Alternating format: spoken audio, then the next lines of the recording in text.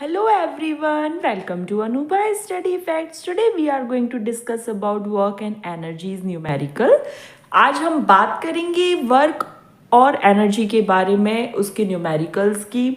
आज हम 5 numerical solve करेंगे। इसके पहले के सेशंस फोर्स, ग्रेविटेशन, मोशन, इनसे रिलेटेड अगर आपने न्यूमेरिकल्स नहीं देखे हैं तो चैनल पर अपलोडेड है।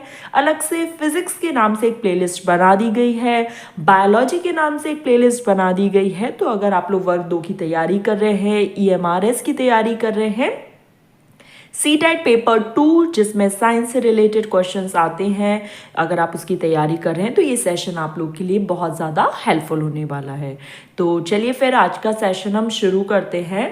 क्वेश्चन है, a force of 10 Newton is acting on an object. The object is displaced through 5 meter in the direction of force. What is the work done in this case? So हमें जो जो पता है हमें सबसे पहले वो लिख लेना चाहिए। अगर आप लोगों को डायरेक्टली आ रहा है कि भाई work done is equal to force into displacement है, डायरेक्टली अप्लाई कर दो। लेकिन हाँ, जो बिगनर्स हैं जिनको न्यूमेरिकल्स में थोड़ा सा डर लगता है, उनके लिए ये है कि आप पहले चीज़ों को नोट डाउन कर लें कि गिवन क्या क्या है। देखिए, फोर्स गिवन है, डिस्प्लेसमेंट गिवन है, वर्क डन फाइंड आउट करना है। तो work done is equal to force into displacement होता है। हम फॉर्मूला अप्लाई करेंगे, वैल्यूज पुट करेंगे and we get answer. Clear? I hope आप लोगों को क्लियर हो गया है। कमेंट्स आप लोग लिख दिया कीजिए कि हाँ, आप लोगों को ये चीज़ आ गई है समझ में। नेक्स्ट, या porter lifts a luggage of 15 kg, मतलब मास कितना है 15 kg from the ground and puts it on his head 1.5 metre above the ground. उसने मतलब अपने सिर पर रखा है जो कि ग्राउंड से 1.5 मीटर ऊंचा है। सो यहाँ पर डिस्प्लेसमेंट कितना हो गया 1.5 metre. Calculate the work done by him on the luggage. तो अब हमें वर्क डन, हम सबको पता है फोर्स इनटू डिस्प्लेसमेंट होता है, लेकिन अब फोर्स नहीं दिया गया है। रिमेंबर, पहले प्रीवियस क्वेश्चन में क्या था, फोर्स डायरेक्टली दे दिया था। अब यहाँ पर फोर्स नहीं दिया है, बट हमें पता है फोर्स इज इक्वल टू क्या होता है mg, F is equal to ma और mg। याद आया ना, मोशन वाले चैप्टर में, फोर्स वाले चैप्टर में हमने ये सब डिस्कस किया। अगर नहीं देखे सेशन, इसीलिए बोल रही हूँ, आप लोग वो सेशंस देख लो। फिर अब W इज इक्वल टू क्या हो जाएगा, mgs हो जाएगा कि नहीं। तो देखिए, m is equal to 15, g is equal to 10 and s is equal to 1.5 and we get this answer. Clear? आगे बढ़ जाते हैं। A bullet of mass 8 gram is fired with a velocity 80 metre पर second. Calculate the kinetic energy. So we should know that kinetic energy is equal to half mv²।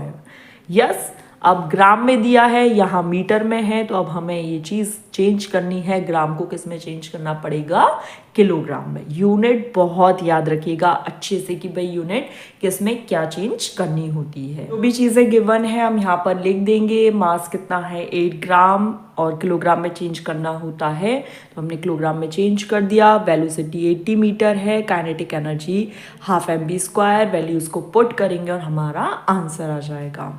I hope यहाँ तक के ये जो 3 न्यूमेरिकल्स हैं ये अच्छे से आपको समझ आ गए होंगे। If a body of mass 5 kg is moving along a straight line with a velocity 10 metre पर second and the acceleration 20 metre पर second square, find its kinetic energy after 10 second. तो यहाँ पर देखिए, moving along a straight line, मतलब यहाँ पर आपको इनिशियल वेलोसिटी बताई गई है कितनी है 10 मीटर पर सेकेंड। अब काइनेटिक एनर्जी फाइंड आउट करना है after 10 second. Mass is equal to 5 kg, initial velocity 10 metre पर सेकेंड, एक्सेलरेशन दिया हुआ है, टाइम दिया हुआ है, काइनेटिक एनर्जी हाफ mv² होता है। And we know that first law of motion क्या कहता है, v is equal to, first equation of motion क्या कहती है, v is equal to u plus at। Put the value of v in this equation. तो हम यहाँ पर वैल्यूज को पुट करेंगे and we get this answer. यहाँ तक क्लियर हो गया ये 4 न्यूमेरिकल्स? अगर आप लोग को समझ आ गए तो यस या कुछ भी ऐसा आप इंडिकेट कीजिए ताकि ये लगे कि हाँ, आप लोग को समझ आ रहे हैं। और आज के लिए लास्ट है, what's the work to be done, मतलब वर्क डन निकालना है हमको, to increase the velocity of a van from 10 metre second to 20 metre पर second if the mass of the van is 2000 kg. So we should know कि work done is equal to change in kinetic energy. Mass कितना है, 2000 kg है, velocity 10 metre पर second और v2 20 metre पर second, क्योंकि यहाँ पर देखिए कितना है, 10 मीटर से 20 मीटर पर सेकेंड इसको आना है. हम यहाँ पर वैल्यूज़ को पुट करेंगे तो एक बार हमें क्या मिल गया, 100 किलो जूल मिल गया. Joule is the unit of energy. फिर वापस से हमको 2 का निकालना रहेगा. क्यों, क्योंकि यहाँ पर 2 दिए है, एक दिया है कितना 10 और एक दिया है 20. ठीक है, तो हाफ mv स्क्वायर. तो यहाँ पर हमने v2 की वैल्यूज रख दी.